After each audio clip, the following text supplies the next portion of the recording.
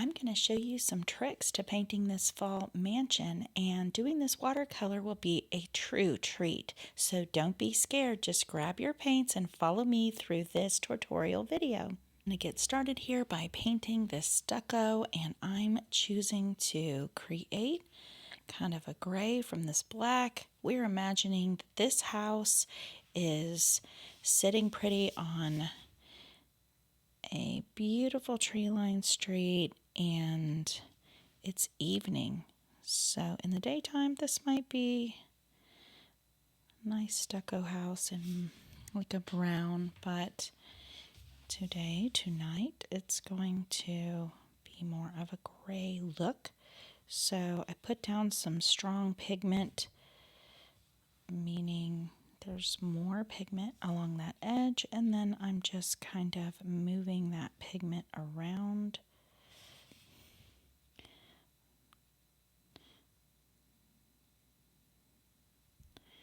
Like so. And I'm going to follow this line here. You could paint all the way across, but if you do that, you won't get kind of this look where you get these minerals to deposit in different areas. So I'm going to clear my brush off. I let that set up a little bit more than I did over on that other edge. Now I'm taking this clear brush. So if you don't have a very stiff brush, it'll be a little harder to do this. I'm using this water brush that I do sell on my website, tamery.com.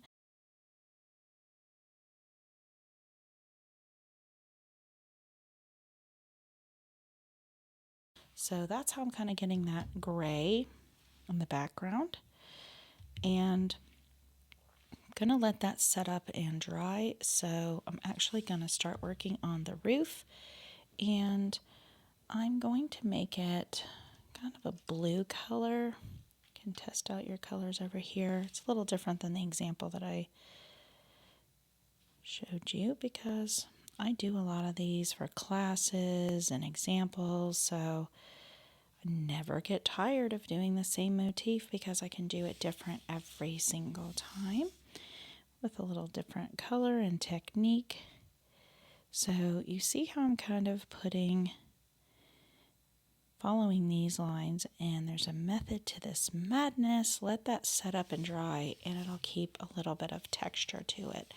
So while I'm waiting on that, I'm going to mix up a little bit of this color because it's bright and you can make your own too.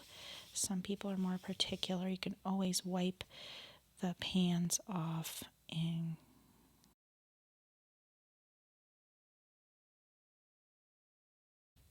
I'm trying not to put my hand in my paper that I've already painted, so moving it around. Can always move left to right so that you don't get into your wet paint, or take a minute to let it dry and come back. Sometimes I'll work on multiple at the same time so that I can let one dry, start a little bit of another one.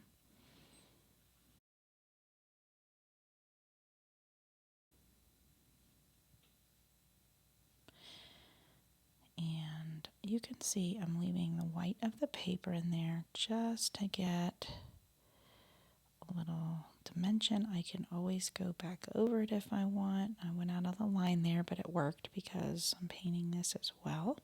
If you mess up, you can always blot it with a clean paper towel. Just kind of stamp it down, lift it up. And this drawing is so easy to do. You really could draw this yourself or something similar. It's just a bunch of rectangles and squares, so don't be too intimidated to try that. Just put it on watercolor paper and either use pencil. You can trace it with pen afterward, or you can use like a micron pen that I have here because they're waterproof. You can just paint right over it. I have I load everything in, all of my drawings into the computer, so I print them off on waterproof ink on watercolor paper. But if I'm just freehand sketching it, it's in this Micron pen. Okay, so now I'm going to go over this roof and I'll show you what that does. When I've got a clear brush and I'm just going over where I let that paint set up, if I did it too soon, it wouldn't do this.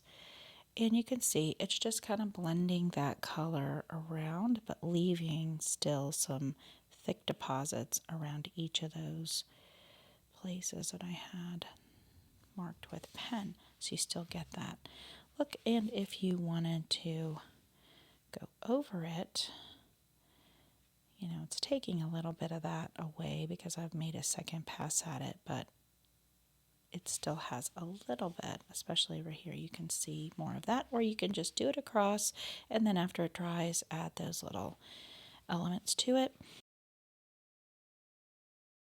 I'm going to use in the windows because it's kind of dark and we're imagining the street starting to get exciting out there. Maybe there's kids anticipating getting some candy.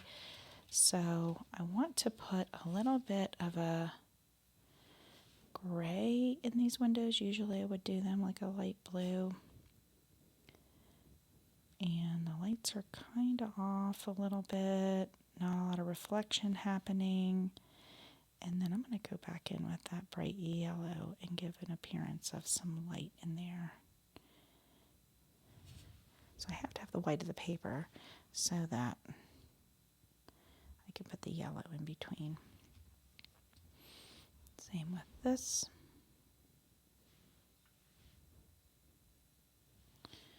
So you can make your house look like whatever you want is happening, because it may be that this house is on, say, Thanksgiving evening and you've got guests coming over for a wonderful dinner in the fall. Maybe you've got a party of friends coming over in the evening, and you can always paint it during the day too. So now I want to add a little bit of, see, I'm kind of like just dabbling that in my brush. I'm kind of making a mark like this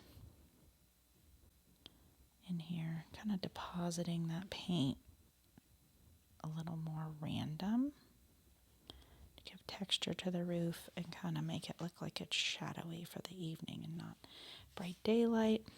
And I'm going to go along here and kind of add a little bit of gray to that.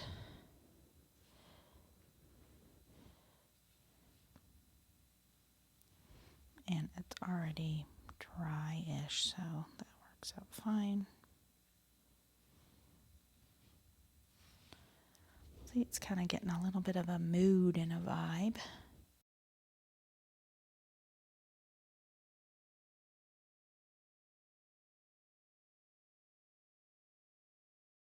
I like that. It's definitely getting moody.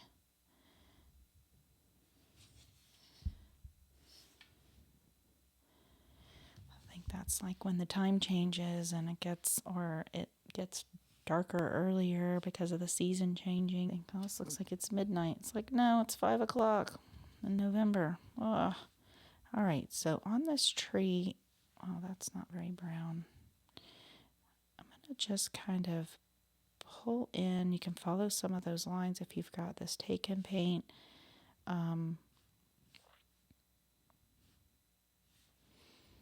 you don't have to draw lines. You could do it with your brush if you kind of either pencil that in or you've just got a good eye for knowing how to add that into your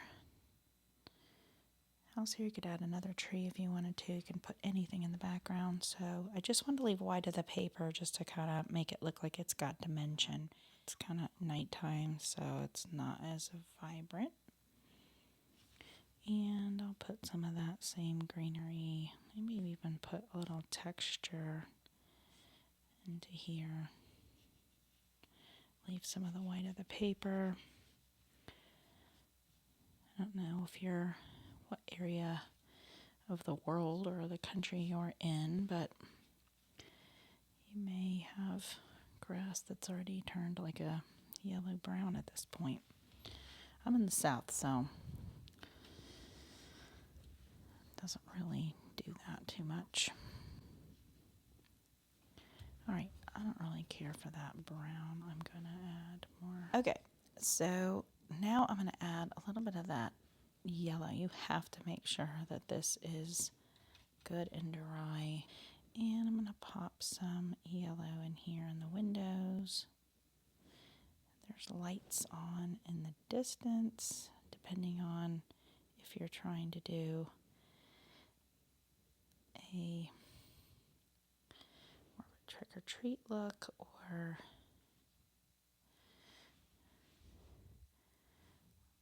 how moody you want it to be. And now we've moved to our pumpkins, which is great. So I've got this extra orange in my palette. Colors here, and I'm going to definitely leave white of the paper. Follow some of those lines. These are little tiny baby pumpkins as far as the size on this 5x7.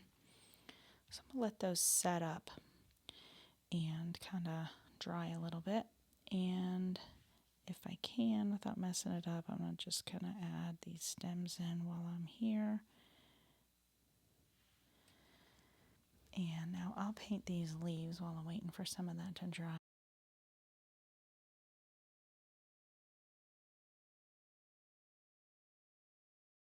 So I think I referred to candy earlier. So what is your favorite candy? I know when I was a kid, I liked getting a full size candy bar.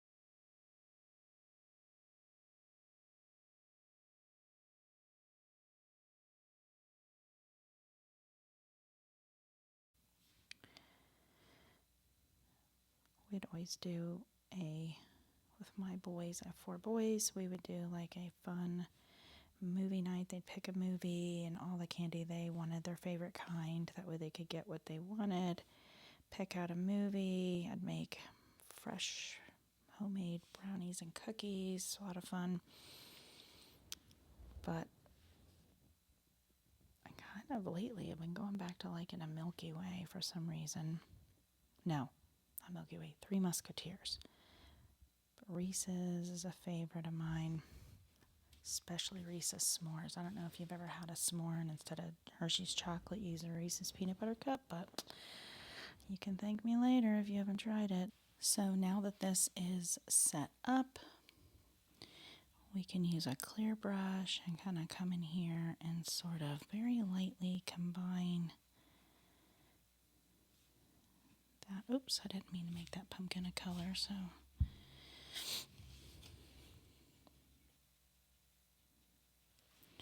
And that way I keep the ridges, but I've filled in some of the color there, and I can also, after that dries a little bit, we'll go in and add some more depth to it.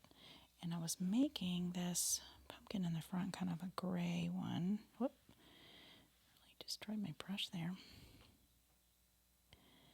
So I'm gonna, running out of water.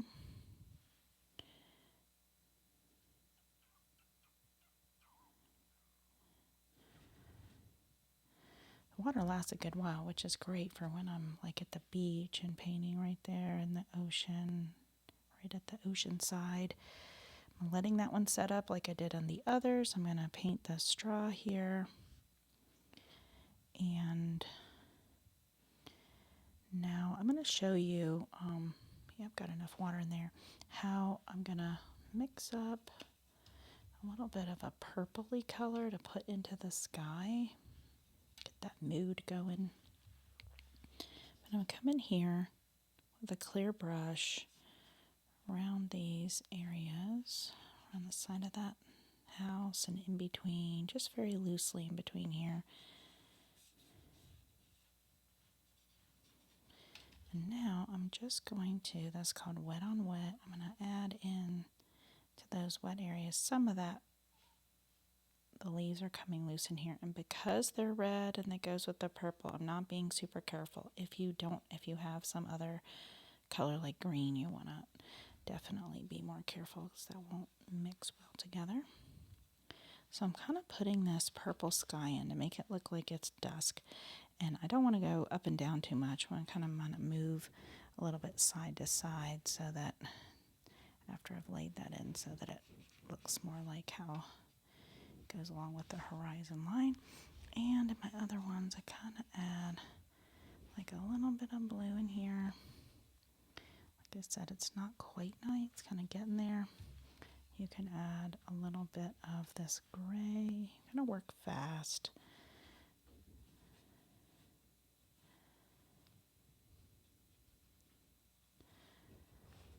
And up here, I don't want to let that sit too awful long. Get rid of that line I just created there.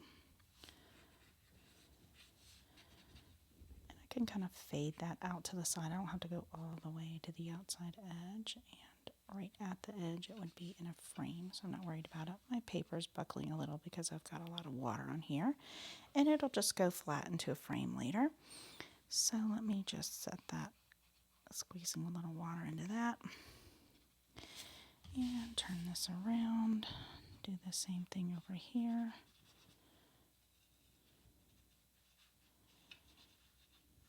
And put a little bit of blue in just to make sure that it looks like the other side. I'm going to really move that around. Get some purple into there.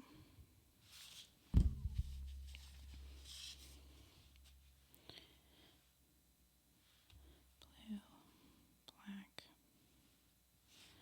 Get some deeper purples.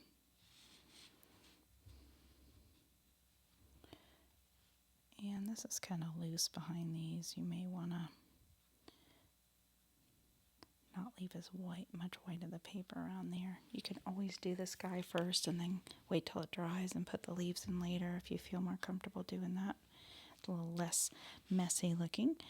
And I kind of move that around, and now I'm going to just paint these. There's a few little leaves around here if you've got my drawing.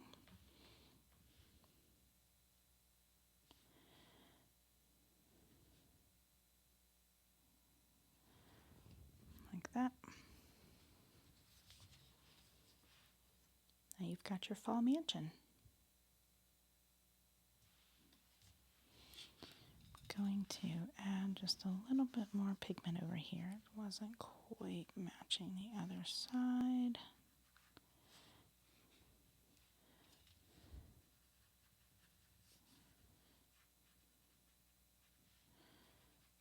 There. Definitely more moody. Now you've got your fall mansion.